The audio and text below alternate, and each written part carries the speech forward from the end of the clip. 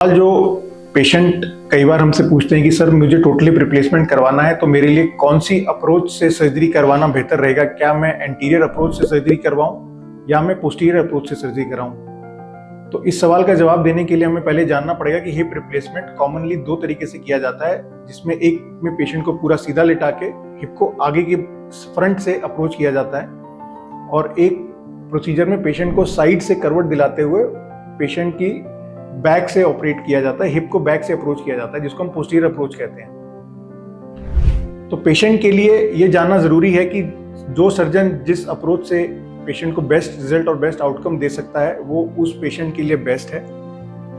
और totally replacement में सबसे इंपॉर्टेंट चीज जो होती है वो है आपकी इम्प्लांट की पोजिशनिंग और आपका लिम्ब का लेंथ इक्वालिटी, ताकि आपके पैरों में कोई छोटापन ना रह जाए या पैर अत्यधिक लंबा ना हो जाए। तो इम्प्लांट पोजीशनिंग और लिम्ब लेंथ इक्वालिटी ये इतना इम्पोर्टेंट है जिससे कि आपका फ्यूचर का आउटकम डिसाइड होता है।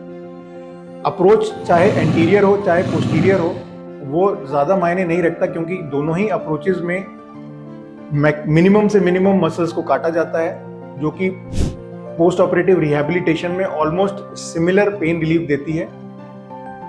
और सिर्फ स्कार का फर्क होता है, एक स्कार आपके हिप के फ्रंट में आएगा, एक साइड में आएगा, विच doesn't matter in the long term, और कॉस्मेटिकली दोनों ही स्कार्स ठीक दिखते हैं। So it is important that your surgery is done in the best possible position which gives you the best implant positioning and the best outcome.